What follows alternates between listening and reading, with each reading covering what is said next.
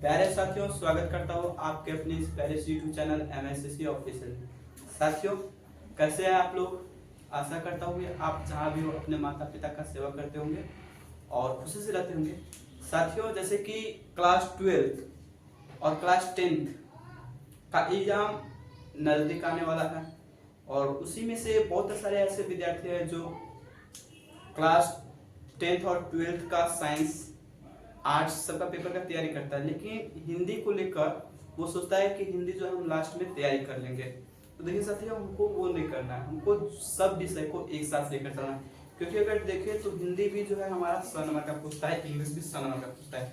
और देखिए साइंस में अगर देखें तो फिजिक्स, केमिस्ट्री, बायो आपको 70 नंबर का पूछता है।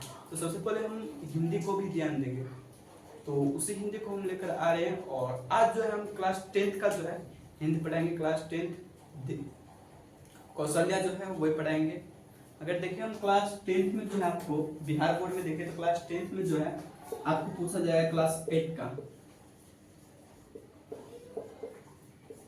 8 का जो है आपको हिंदी पूछा जाएगा। तो आज हम उसी हिंदी को लेकर चलेंगे। देखते हैं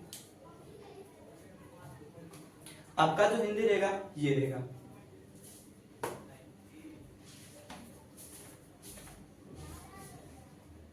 इस हिंदी में आपको कुछ कविता मिलेगा और कुछ कहानी मिलेगा। तो हम सबसे पहले कहानी को निपट लेते हैं, इनके बाद जो है कविता को निपटेंगे। देखते हैं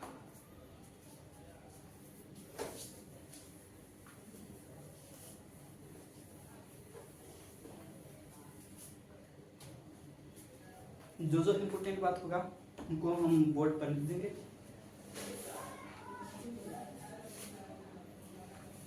सबसे पहला जो कहानी वाला आता है वो आता है ईदगाह, और आज हम ईदगाह को देखेंगे। क्योंकि हम बोले थे आपको कि सबसे पहले हम कहानी को निपटाएंगे, इनके बाद जो है कविता को निपटाएंगे। तो देखते हैं ईदगाह कहानी। ईदगाह कहानी में कुछ इम्पोर्टेंट बात है जिनको हम बोर्ड पर लिख देते हैं, आप उन लोगों को याद कर लीजिएगा।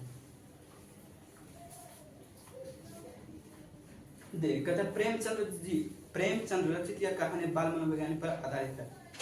तो आपसे ये पूछा जा सकता है कि ईदगाह कहानी लिखी थी। ईदगाह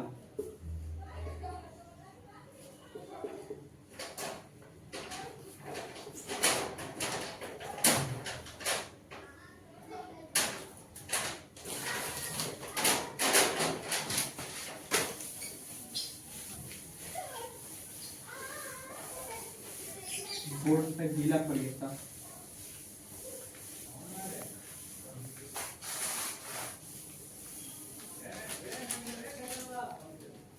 बोर्ड का गीला पड़ गया था जिसकी वजह से लिखाने का था मार्कर। तो देखिए वही हम लिखते हैं कि सबसे पहले आपसे पूछा जाएगा कि ईदगाह कहानी जो है उनका लेखक कौन है। देखते हैं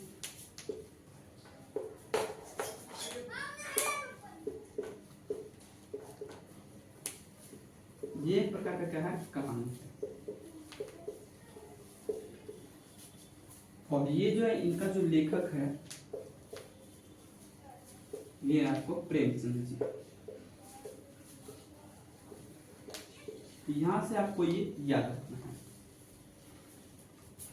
और ये जो कहानी है वो आपको बाल मनोवैज्ञानिक पर आधारित है। ठीक, बाल मनोवैज्ञानिक पर आधारित है। कहने का मतलब है कि एक बालक जो है वह किस तरह अपने बचपन में सोचने के लिए मजबूर हो जाता है।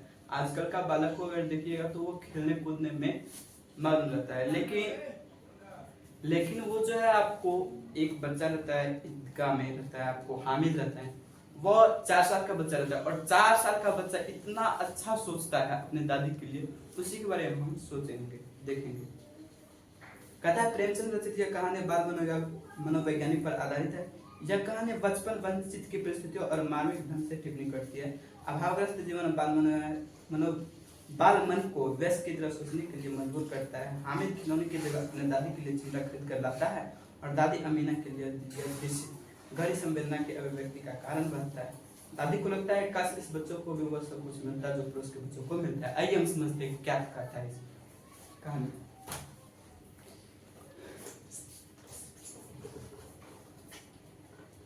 इनको थोड़ा साफ कर देते हैं, इनके बाद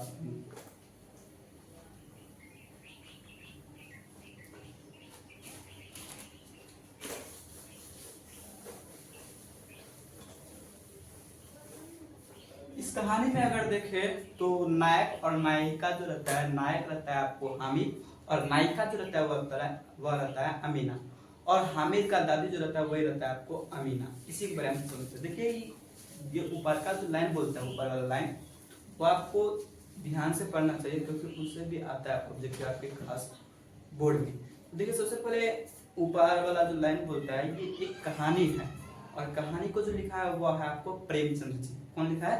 प्रेमचंद्र जी। याद रखिएगा प्रेमचंद्र जी द्वारा रचित कहानी है। और ये कहानी जो है एक बच्चा जो है 4 साल का रहता है और अपनी दादी के लिए कितना सोचता है। अपनी दादी के लिए जब खाना बनाती रहती है तो हमें देखता है कि उनकी दादी जो है उनका उंगली क्या करता है, जल जाता है। और वह सोचकर जो है हामिद अपने दादी के लिए चिमटा खरीद कर रखता है। मेला में कुछ नहीं खाता है, नहीं कुछ खाता है नहीं कुछ पीता है और अपने दादी के लिए चिमटा खरीद कर लाता है। फिर पूछता है दादी हामिद से कि तुमने मेला में क्या लिया? तो वो बोलता है चिमटा। और बोलता है कि क्यों लिया चिमटा? तो वह अपने गलती को छुपाने के लिए वो बोलता है कि आपकी उंगली जो है वह जल जाता है। और लड़का जो रहता है वो होता है हामिद और वह रहता है वो 4 साल का। आगे देखिए क्या करता है। ये आपका ऊपर वाला लाइन में बोलता है ये वाला जो रहता है ये बोलता है, कहता है रमजान के पूरे 30 रोज के बाद आज ईद आई है। देखिए रमजान के पूरे कितने दिन के बाद ईद आई है? 30 रोज के बाद आती है। रमजान के पूरे 30 रोज के बाद क्या आती है? ईद आई है। गाँव में कितनी हलचल है, ईदगाह जाने की तैयारी हो रही है। लड़के सबसे ज्यादा प्रश्न है उनकी जेबों में कुबेर का जो धन भरा है। देखिए भाई कुबेर का धन कहने का मतलब हो गया कि कुबेर का धन कहने का मतलब हो गया कि बाप दादा के द्वारा जो कमाया गया रुपया रहता है वही रहता है आपको कुबेर का धन। अगर कुबेर का धन देखे तो यहाँ पे मिलता है कि अपने बाप के द्वारा, अपने बाप माता पिता के द्वारा जो कमाया गया रुपया रहता है वही कुबेर का धन कहलाता है। और वही कुबेर का धन जो रहता है, कहता है कुबेर का धन जो भरा हुआ है बार बार अपने जेब में से खजाना निकाल कर गिनते हैं और खुश होकर फिर रख लेते हैं। महमूद के पास 12 पैसे हैं। यहाँ से आपको पूछा जाएगा कि महमूद के पास कितने रुपए हैं।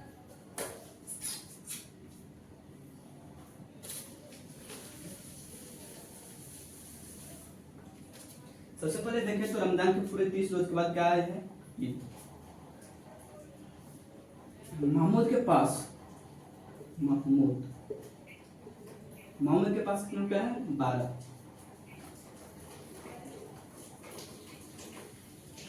महमूद के पास 12 रुपया है और मोहसिन के पास 15 रुपया है। कितना रुपया है? 15 रुपया, सॉरी 15 पैसे। 12 पैसे और मोहसिन इनके पास जो है आपको 15 पैसे। याद रखिए मोहसिन के पास 15 पैसे है। इससे तो अनगिनत चीज खरीद सकते हैं जैसे खिलौना, मिठाई, लेगो, गेंद और न जाने क्या क्या। और सबसे ज्यादा पसंद है हामिद। कौन है? हामिद। वह 4 साल का, कहता है हामिद वह 4-5 साल का गरीब सूरत दूल्हा पतला लड़का है जिसके बाप गत हैजे में भेंट करता है। हामिद का जो पिता है आपको हैजे की बीमारी में मर गया। तो आपसे पूछा है कि हामिद का पिता का निधन कैसे हुआ? तो आपको बताना है कि हैजे बीमारी के कारण से हो गया। हैजे में भेंट चढ़ गया और मां न जाने पीली होती एक दिन वो भी मर गई। मां को क्या हो गया था? जॉन्डिस होने के कारण जो पीली होती क्या हुआ? मर गया। अब हामिद अपने बूढ़ी दादी अमीना की गोद में सूता है। अभागिन अमीना अपनी कोठी में बैठी रो रही है दिन है और उनके घर में दाना नहीं। इस अंधकार और निराशा में बढ़ते हुए जा रही है बेचारी। कहता है कि रमजान के पूरे 30 रोज के बाद क्या होता है? ईदगाह आता है। और ईद के दिन अमीना के घर में खाने के लिए एक दाना भी नहीं था। यह सोचकर अमीना अपने कोठरी में जाकर बैठ कर रो रही है और वह सोचता है कि आज ईद का दिन है और हमारे घर में खाने के लिए एक दाना भी नहीं है। हामिद भीतर जाकर दादी से कहता है तुम डरना नहीं अम्मा, मैं सबसे पहले आऊंगा। बिल्कुल नहीं डरना। हामिद जब देखता है अपने दादी को रोते हुए तो हामिद उनको सलाह देने के लिए जाता है कि बोलता है दादी तुम डरना नहीं, मैं सबसे पहले आऊंगा। बिल्कुल नहीं डरना। क्योंकि अमीना को हादसा आ गया था। अमीना को डर लगता है कि इतना छोटा सा बच्चा अगर मेला देखने के लिए जाएगा कहीं खो गया तो क्या होगा। अमीना का दिल छूट रहा है और गांव के बच्चे अपने अपने माँ बाप के साथ जा रहे। हामिद को कैसा अकेले जाने दे? मेला में खो गया तो क्या होगा? नन्ही सी जान 3 कोस चलेगा, पैर कैसे पैर में छाल पड़ जाएंगे, जूते भी तो नहीं है, और थोड़ी थोड़ी दूर पर उसे गोद में ले लेगी। लेकिन यहाँ सेवैया कौन पकाएगा, धोबी नैन और सूर्यकांत से भी तो आएगी, सभी को सेवैया चाहिए, साल भर का त्योहार है। देखिए एक बात मैं बता रहा था कि ईदगाह जो है, ईद जो है, ईद मार्केट में चल रहा है, ये ईद पर्व जो है ये साल में एक बार ही आता है। और ये जो पर्व होता है ये मुसलमान के लिए होता है। किसके लिए होता है, मुसलमान के लिए होता है। और ये ईद पर्व क्या आता है, साल में एक बार ही आता है। कितना बार आता है, एक बार ही आता है।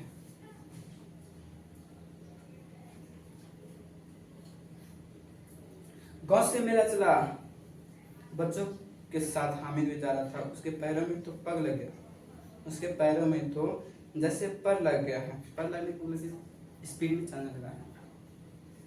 कभी कभी कोई लड़का कंकरी उठाकर आम पर निशाना लगता है, हमारी अंदर से गाली देता हुआ निकलता है, बहुत हंसता है। कहता है कि अक्सर शरारती बच्चे ऐसे करते हैं जब मेला जाने का वक्त रहता है। अगर गांव में देखें तो गांव में अगर मेला है तो सबसे पहले तो वो बहुत खुश होगा कि मेला में हम ये लेंगे वो लेंगे। फिर अगर जाते वक्त देखे कोई आम का सीजन हो गया तो कंकरी करने में कोई गिट्टी उठाता है और आम पर निशाना लगाता है। आम पर निशाना लगाता है, उधर से माली करने का मतलब जो आम सबका गाछी का जो रखवाली करते हैं उसी को बोलते हैं माली। क्या बोलते हैं, माली। यानी कि बगीचा का जो रखवाली करता है उन्हीं को बोलते हैं माली। बच्चा क्या करता है, आम पर निशाना लगाता है और माली देख लेता है। माली क्या करता है, गाली देते हुए आता है, देखता है लड़का बोलता है कि गाली देता है, वह उनको देखकर खूब हंसता है, मजाक उड़ाता है। ईद आ गई, ऊपर इमली के घने वृक्ष की छाया है। आपसे पूछा जा सकता है कि ईद मेले में किस वृक्ष का छाया था, ईद के नीचे किस वृक्ष का छाया था, तो इमली के पेड़ के। किस वृक्ष के, इमली के वृक्ष के।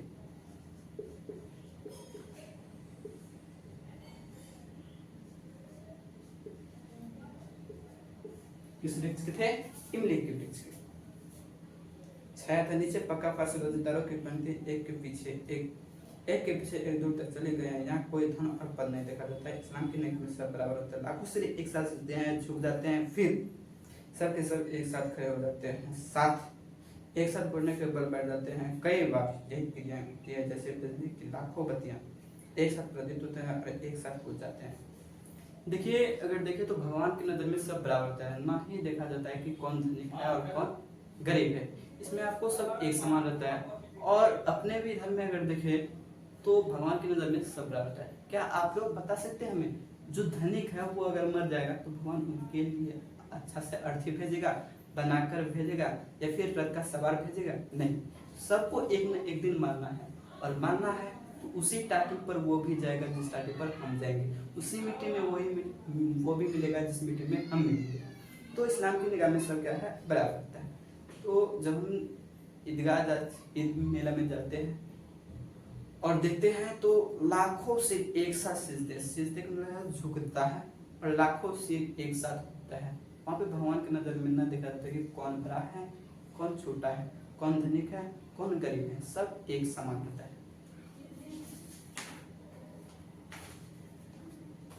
आगे कहता है नमाज खत्म होता है, लोग आपस में गले मिलते हैं। नमाज खत्म होता है, लोग आपस में गले मिल रहे हैं, तब मिठाई और खिलौने की दुकान पर धब्बा होता है। कहने का मतलब है कि नमाज खत्म होते ही जो है लोग आपस में क्या करता है, गले मिलते हैं, और गले मिलने के बाद जो है अपना मार्केटिंग करने के लिए क्या करता है, सबसे पहले जाता है मिठाई की दुकान पर। यहाँ से आप कर्म बाय कर्म आप याद कर सकते हैं कि सबसे पहले नमाज खत्म होने के बाद जो गले मिलकर लोग किस दुकान पर गए। तो आपको याद रखना है कि मिठाई की दुकान पर गए थे, इनके बाद खिलौने की दुकान पर गए। कहते हैं नमाज खत्म होते लोग आपस में गले मिले और तब मिठाई और खिलौने की दुकान पर धब्बा हुआ। धब्बा करने का मतलब कि अचानक पहुंचा, खाने के लिए अचानक पहुंचा। तरह तरह के खिलौने हैं, जैसे सिपाही हो गया, गुड़िया हो गया, राधा हो गया, और साधु। माहौल सिपाही लेता है खाके वर्दी और लाल पगड़ी वाला, कंधे पर बंदूक रखे एक मोहसिन को भेजते पसंद आता है, पर आया कमर पर मशक नूरे, कमर पर मशक रखे नूर को वकील से प्रेम है, काला चोर नीचे सत्य कन एक साथ में कानून का पोथा लिए हुए सब दो पैसे का खिलौना है। हामिद के पास कुल 3 पैसे। कितने पैसे हैं हामिद के पास, कितने रुपए हैं, 3 पैसे। आमिर के पास कितने रुपए है? 3 पैसे। और आपसे ये भी पूछा जा सकता है कि मोहम्मद और मोहसिन जो कौन सा कितना है? देखिए यहाँ पे दिया है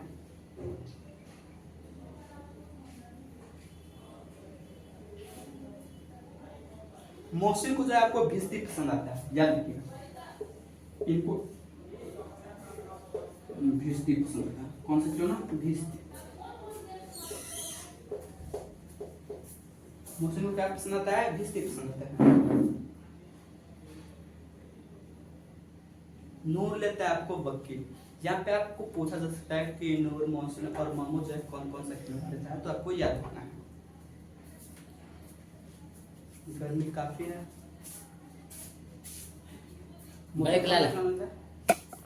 मोहसिन को क्या होता है? भिस्ती पसंद आता है। कमर पर मसक नूर लिखे। नूर को वकील से प्रेम है और काला जगह नीचे सब फेदर चांद के एक साथ कानून का पुतला दिए। वे सब 2-2 पैसे के हैं। खिलौना हामिद के पास कुल 3 पैसे, इससे तो मांगे। खिलौना कैसे लेंगे? कहीं हाथ से छूट गया तो चिकना चूर हो जाएगा, पानी पड़ गया तो सारा धूल चल जाएगा। देखिए मोहसिन जो है तो आपको लेता है भिस्ती लेता है, वही नूर को वकील लेता है। नूर क्या लेता है? वकील। नूर क्या लेता है? वकील। आज काफी गर्मी है जिनकी वजह से आज हम यहाँ तक रहते हैं। इससे आगे हम आपको अगले वीडियो में आएंगे, तब तक